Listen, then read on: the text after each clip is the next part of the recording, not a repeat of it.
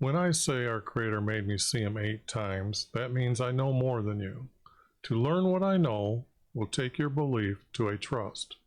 I will teach you true truths about our Father and the true truths about Jesus, our King in heaven. Yes, there are 12 commandments, and there are 15 disciples listed in the Bible. Do Christians even care about this truth? Because I have never had anyone tell me that there's 12 commandments and the problems with the number of disciples.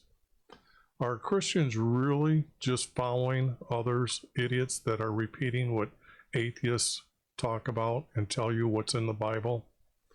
That comes down to who is editing the text. And I believe it is the bad guys, and I'm going to prove to you that they are not the good guys. What I'm going to do is I'm going to start off with the text here of the 12 commandments. Now, the 12 commandments can be found in Exodus 1 through 17. And these are the 12 that you see listed here, okay? Now, the gray words here are words that I added because when I edit or when I grab a hold of verses that I'm studying, and I know that that needs to be corrected. I know that the words, He will speak to them from His cloud. And on that day, our Creator came and spake to our people. And I put the word our here because it is first person, as if the first person was writing this. And then a horn sounded, and then our Creator said, I am YV, your Creator. Now, why do I use the word or the two letters YV here? The Hebrew text has 4 letters, YHVH. And let me pull that up real quick to show you this. Now, what I did was I pulled this off the web, and I just want to make sure, yes, okay. And here are the 4 letters that I was telling you about, okay? And a name for the God of the Old Testament. The word God is a title, okay? Now here, the letter J was not introduced into the English letter wording until like the 14th century. So anybody trying to use a letter J to talk about our Creator is just wrong. And so you can just get rid of those, okay? And here you see the W.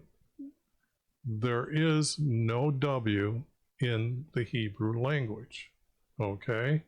So we can cross out this one, this one, this one. So what we're left with, let me see here. What we're left with is crossing out all these and then these. And now you can see why I've decided to just use the 2 letters and leave the H out of the wording so it can be easily said and understood, having one name for our Creator just by pronouncing the 2 letters YV, okay?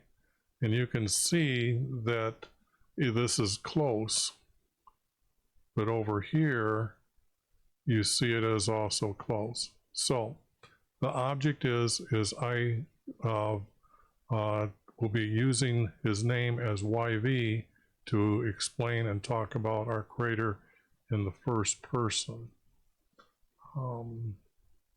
So that brings us back to the 12 commandments.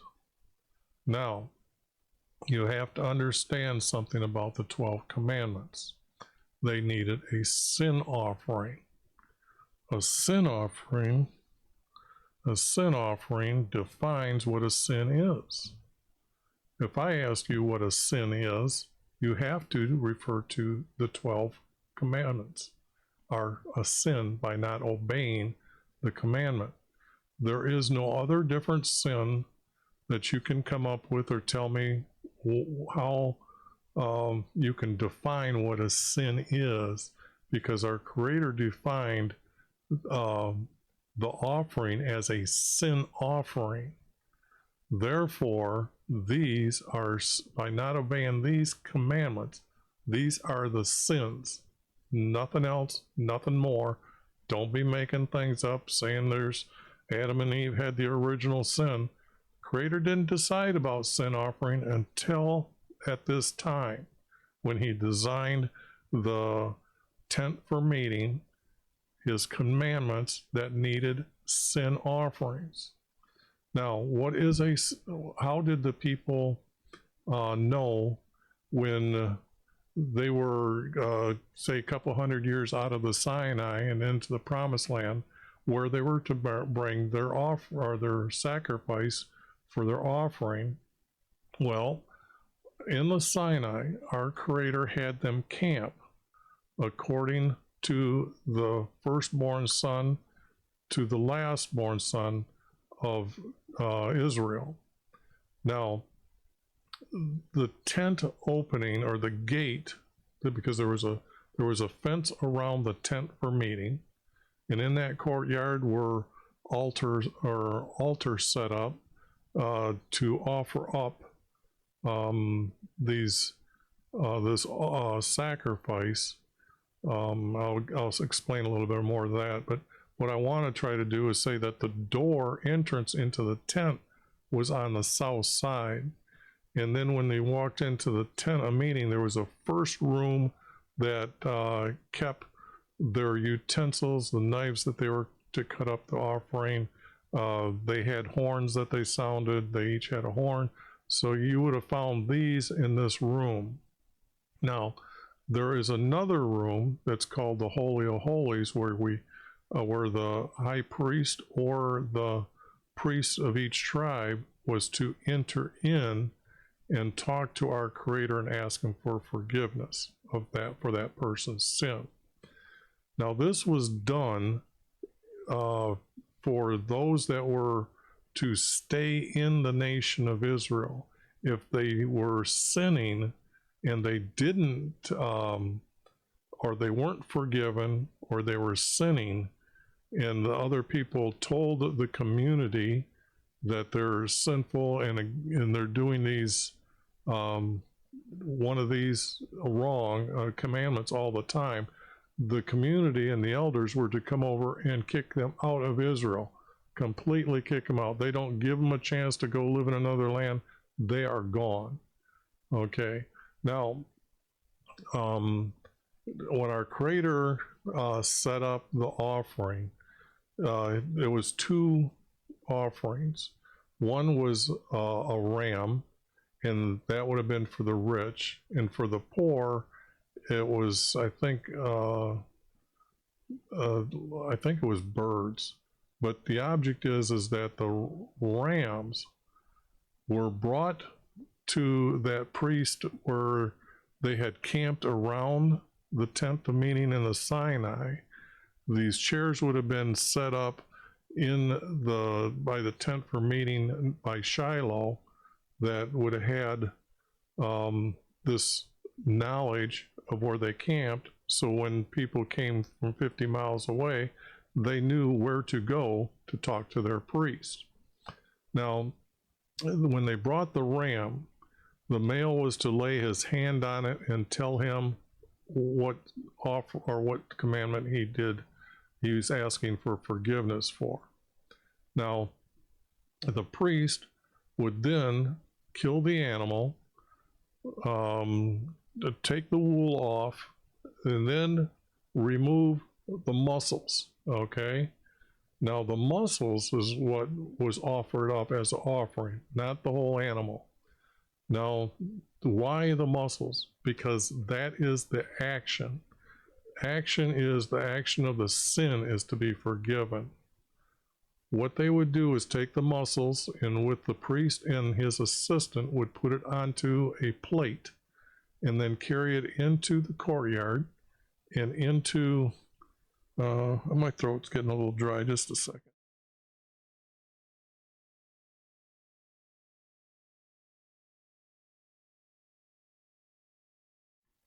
Sorry about that. They would carry it into the courtyard, and they had an altar for each tribe. They would take it over to that tribe's altar, and there was hooks made on stands that the meat would have been hung on. They would put wood underneath it, so now you know that there's wood in the courtyard. And also they had a what's known as an ongoing fire, because the utensil that they used was called a fire pan, that they would go over and get this fire and then take the pan and stick it onto the altar and move it underneath the fire, or underneath the wood, for the wood to start burning the meat. Now, when you're burning meat, it's awfully stinky, but the object is the burning it up of the smoke. You've seen that it was to ascend into heaven as an offering, but it was also showing that, or the meaning was to break it down to ashes, make it something that would be blown away or forgotten, okay? So this is why it was a burnt offering. It was to make sure that it was completely destroyed and not part of the action anymore of the sin. And then the priest would walk into the tent for meeting and then into the holy room, and there would be, when they walked in straight, they would see the chest with the 12 commandments.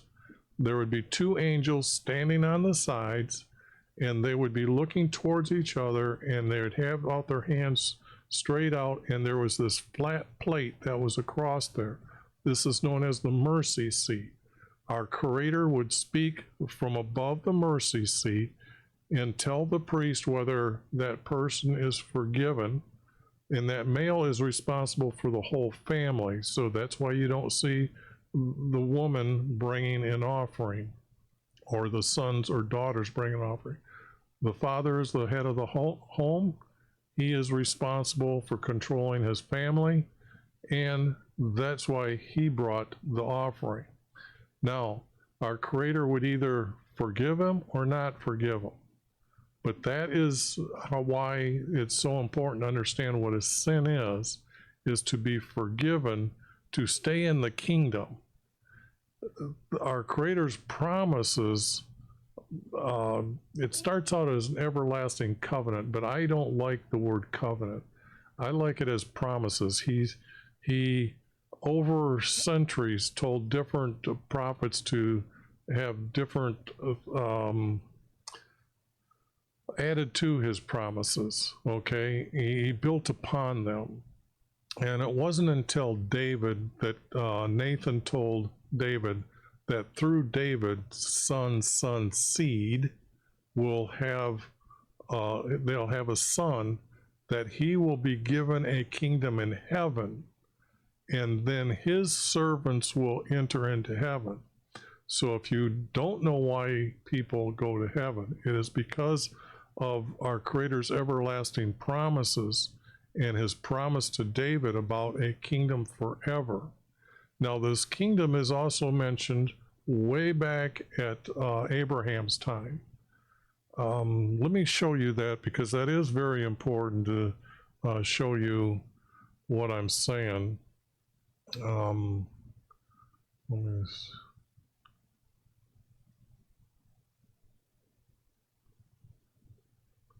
Gotta find it first. Okay.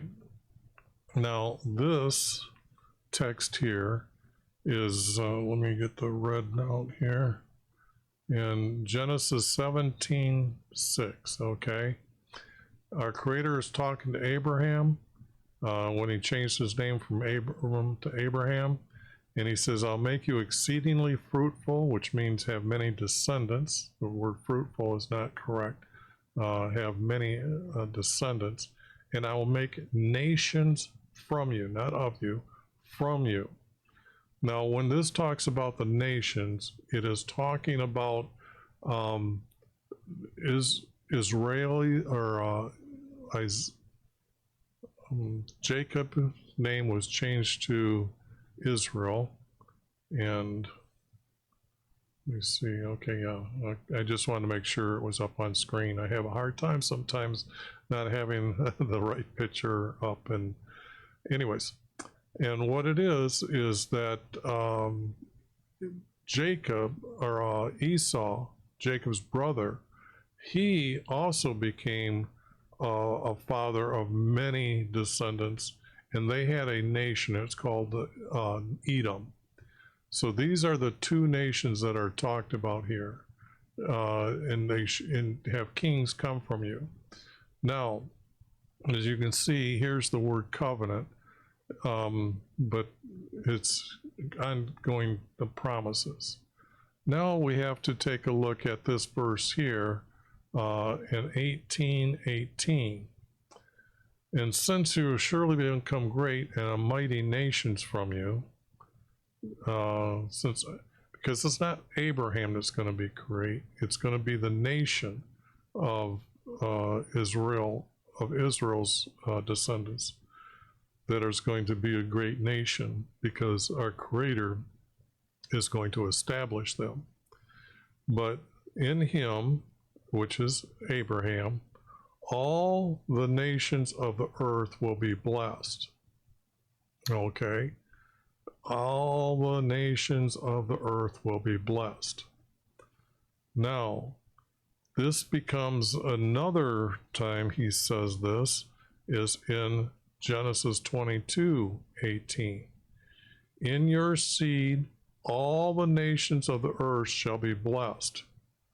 Between these three verses, these kings will then one of the kings will be blessed for all the nations of the earth. And this is the first text you will see that starts with the knowledge of Jesus coming as a king. But the object is when you're reading the Gospels, or the 4 books there, you'll hear them say, Abraham is our father. And this is why they speak of it, because of these words right here, that Jesus is coming through Abraham. Then is promised through Jacob or Israel.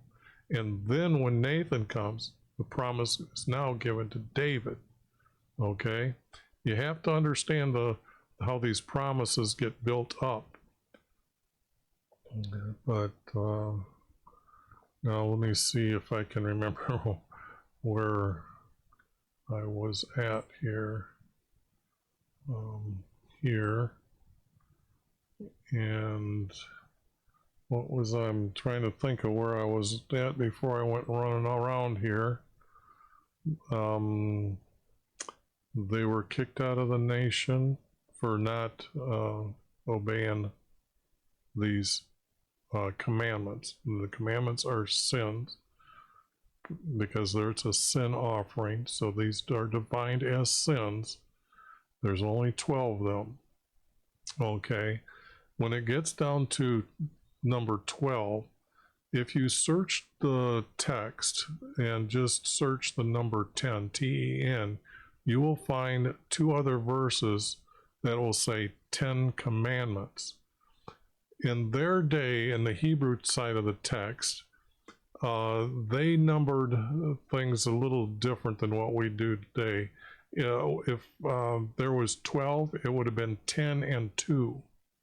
If it was 94, it would have been 9 and 4. So the thing here is somebody took out the number 2, and you will not find it in the manuscript. So the manuscripts are corrupt. Okay, when I keep saying that the first writers' writings are being edited by evil men, this is what I'm saying, and I can prove it by showing just these 12 commandments, and they're there, and yet there are 2 other verses that only say 10, so those 2 verses are definitely been corrupted. But you also have to understand a little bit more than just me telling you that there's 12 here. I want to point out that I also had to add the word willing here. I didn't do it in gray text, and that's because I've done this a long time ago. But the other one that here that's important is by your will. Because when you're making an offering and you will not murder, but what happened if it was an accident? See, there's the thing, is if if you did murder, or were you just supposed to make a sin offering, you're forgiven, you're supposed to go back to work on your land? No. You have to have this by your will here to make this correct. Our Creator, one of the first commands he gave Joshua when he set up the tribe's lands was to establish a refuge city in each one of the lands. A refuge city was where people would flee to if they murdered somebody by accident or if they did murder them. What they did was they had to go to the gate, tell them what was going on, and then those Levites that were in the city acted as the judge, the jury, and the investigators. So they would send out people to see what's going on, try to figure out the story. And now, if that person under their investigation did it by accident, they would lead them back to their land, tell the people that they investigated, and they feel that it was an accident and he didn't do it by his will. Now he can make an offering to our Creator.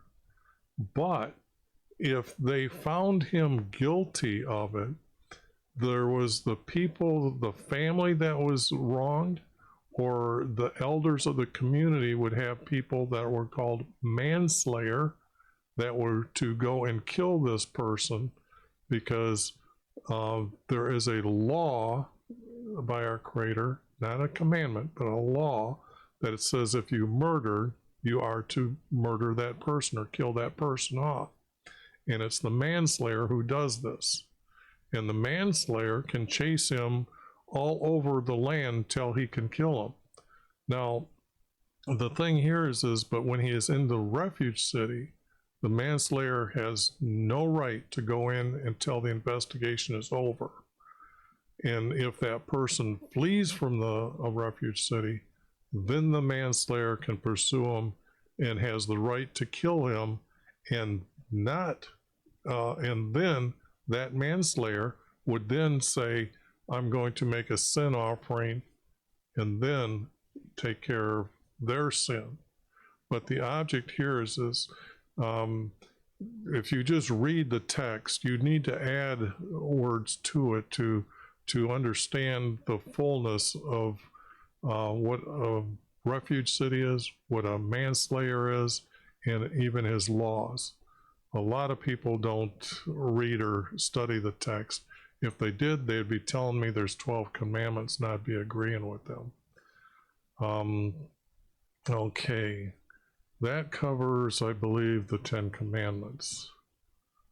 I hope I got through the offering part. I'm trying to remember what I said, and if I missed anything, but I think I covered it.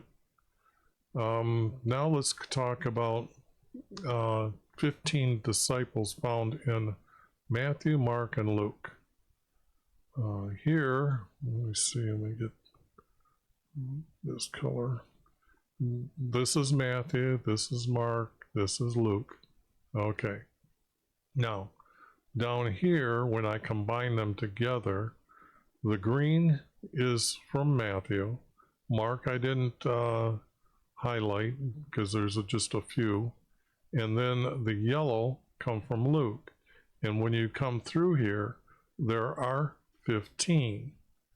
Now, there might be one more, and that's because this word son here of Alpheus,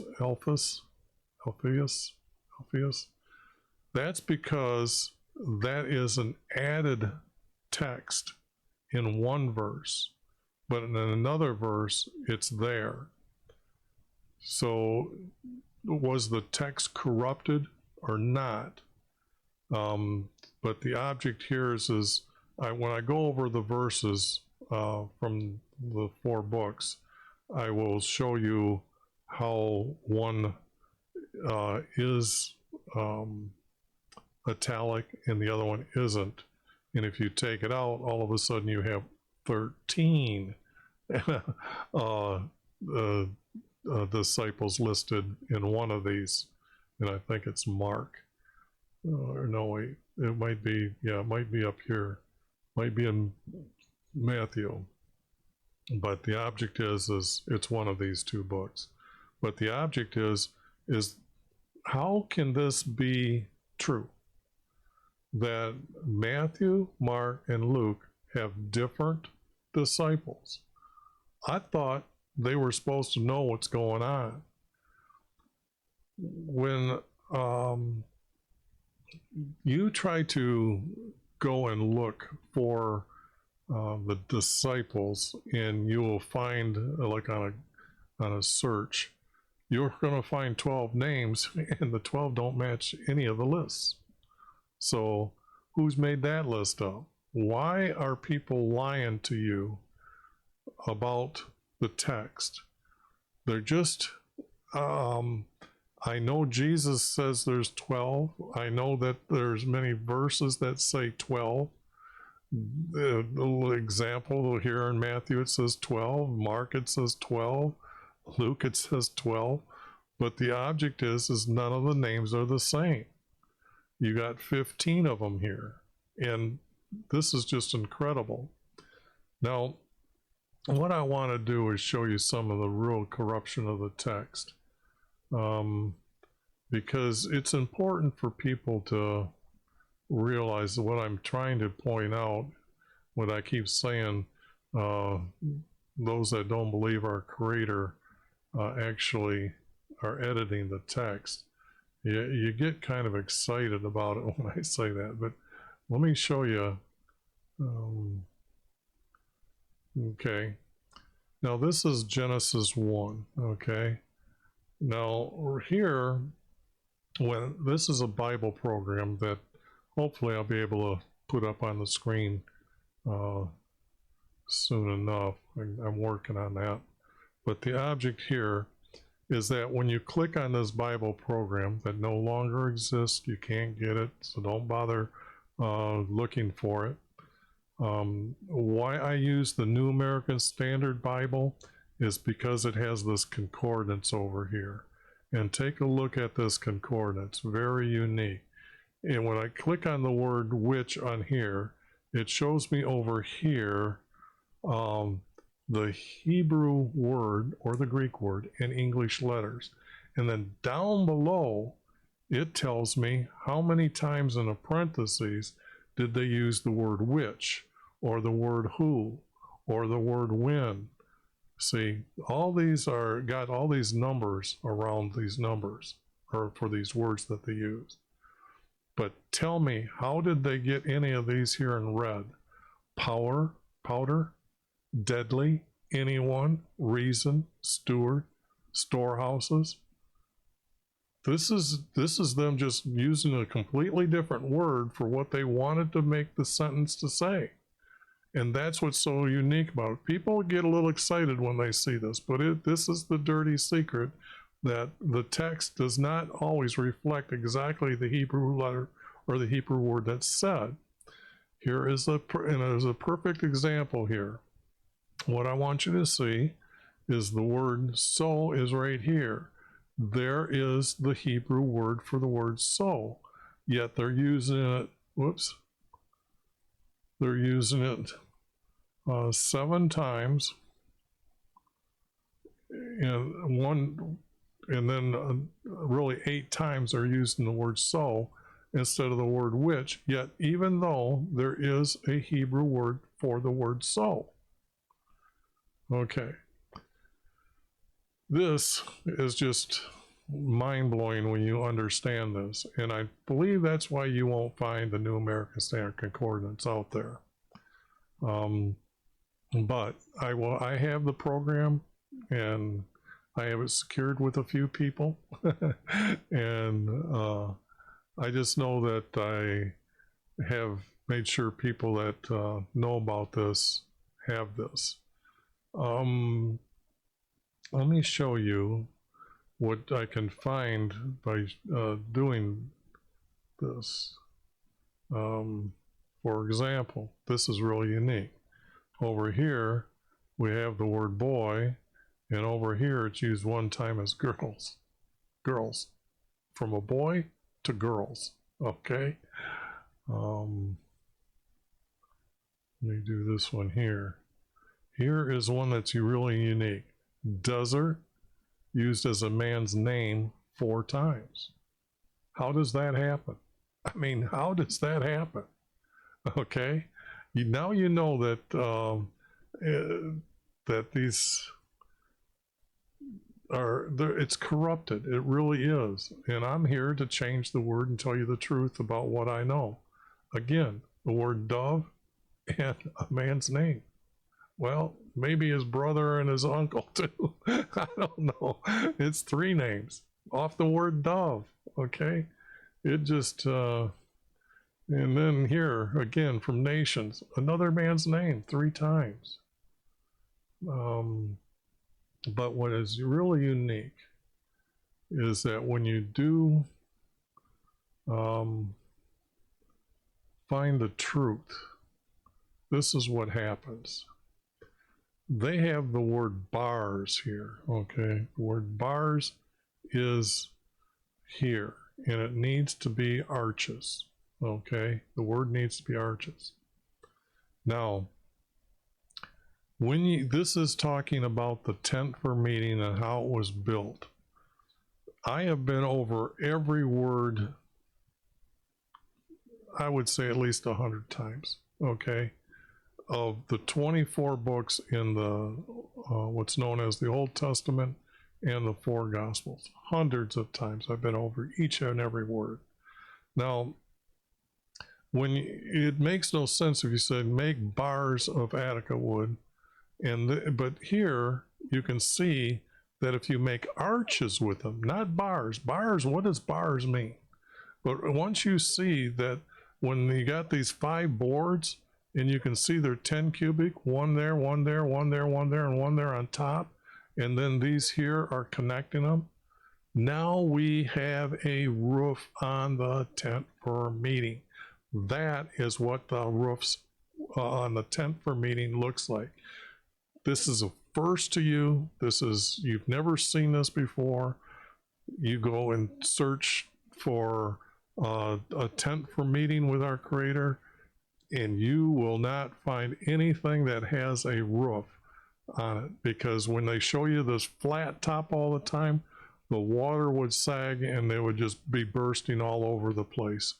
But the object is once you understand that you change that one word, bars, to arches, and then you can construct these verses here into this here.